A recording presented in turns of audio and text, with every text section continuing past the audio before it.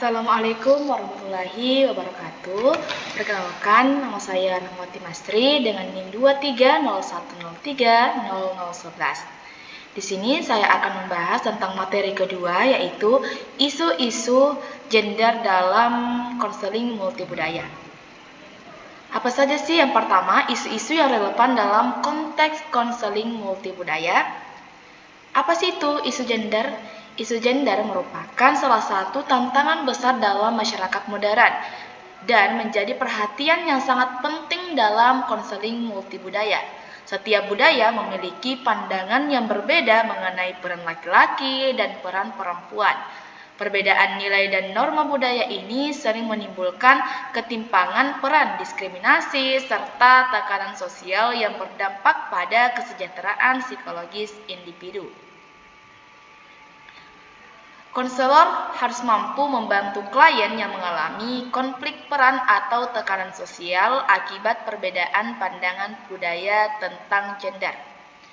Adapun beberapa isu-isu gender yang relevan dalam konseling multibudaya antara lain subordinasi perempuan, yaitu anggapan bahwa perempuan lebih rendah dari laki-laki. Yang kedua, kekerasan berbasis gender termasuk kekerasan fisik, psikologis, seksual, dan ekonomi. Ketidaksetaraan akses terhadap pendidikan, pekerjaan, dan sumber daya ekonomi yang membatasi kesempatan perempuan untuk berkembang. Diskriminasi dan stereotip gender seperti pandangan bahwa perempuan tidak pantas menjadi pemimpin. Beban ganda perempuan karena harus menjalankan tanggung jawab domestik dan juga publik secara bersamaan.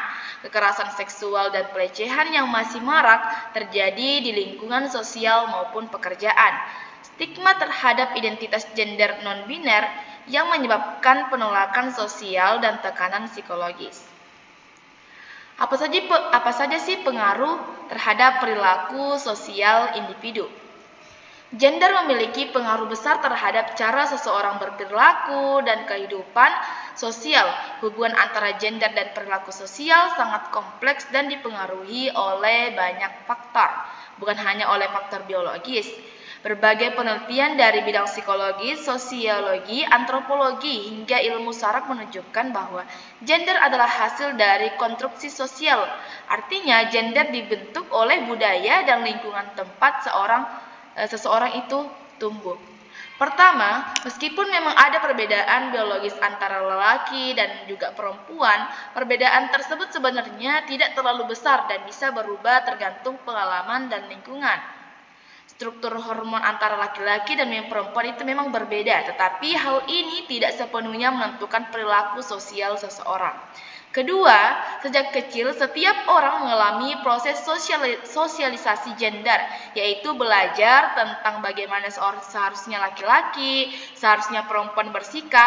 Proses ini terjadi melalui sekolah dan lingkungan keluarga, teman, ataupun masyarakat.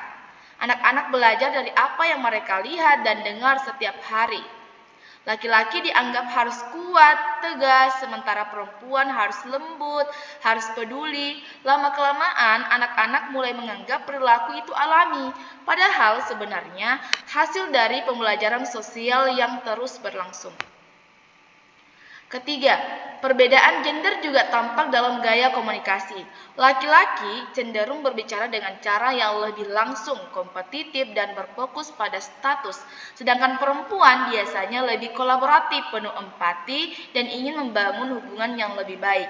Hal ini sama juga terlihat dalam bentuk agresif dan empati. Laki-laki lebih sering menunjukkan agresif secara fisik, sedangkan perempuan lebih sering menunjukkan agresi dalam bentuk hubungan sosial, misalnya mengabaikan atau menjauhi seseorang. Keempat, ada beberapa teori yang menjelaskan bagaimana gender bisa mempengaruhi perilaku sosial. Yang pertama, teori peran sosial mengatakan bahwa perbedaan gender muncul karena adanya pembagian peran yang berada di masyarakat. Jika pembagian peran berubah, maka perilaku itu bisa juga berubah. Selanjutnya, teori konstruksi sosial menjelaskan bahwa gender dibentuk dan dibentuk ulang terus-menerus melalui interaksi sosial. Jadi gender bukan sesuatu yang bersifat tetap. Ketiga, teori kognitif gender menjelaskan bahwa anak-anak bisa belajar dan meniru perilaku yang sesuai dengan gender mereka melalui pengamatan dan pemikiran mereka sendiri. Kelima, pemahaman tentang pengaruh gender ini sangat penting dalam kehidupan nyata. Dalam pendidikan, hal ini menunjukkan pentingnya menciptakan lingkungan belajar yang adil bagi semua gender tanpa stereotip. Selanjutnya, dalam kesehatan mental, orang yang merasa tidak cocok dengan norma gender bisa mengalami tekanan psikologis sehingga perlu dukungan yang sensitif terhadap gender. Dalam dunia kerja itu sendiri, pemahaman ini membantu menciptakan kebijaksanaan yang mendukung kesetaraan gender dan menghargai perbedaan gaya kepemimpinan antara laki-laki, dan juga perempuan. Lalu bagaimana strategi untuk mengatasi isu-isu gender dalam konseling multibudaya? Yang pertama itu adalah pengembangan kesadaran diri konselor, di mana konselor bisa membantu konseli atau klien, di mana yang paling fundamental dalam mengatasi isu gender dalam konseling multibudaya adalah pengembangan kesadaran diri seorang konselor. Kesadaran diri ini mencakup pemahaman mendalam tentang bagaimana sih identitas gender konselor sendiri, nilai-nilai tentang gender yang dipegang, dan bias gender yang mungkin dimiliki dapat mempengaruhi cara konselor memahami dan merespon klien. Selanjutnya, membangun pengetahuan multibudaya tentang gender. Selain kesadaran diri, konselor perlu secara aktif membangun pengetahuan tentang bagaimana gender dikonstruksikan dan dipahami dalam berbagai konteks budaya. Selanjutnya, adaptasi intervensi dengan konteks budaya.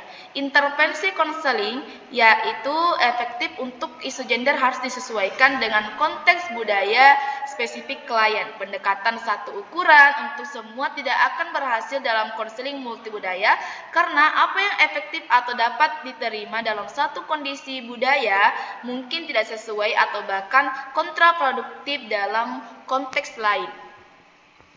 Mungkin itu saja dari saya tentang materi isu-isu gender dalam konseling multibudaya. Sekian dan terima kasih. Wassalamualaikum warahmatullahi wabarakatuh.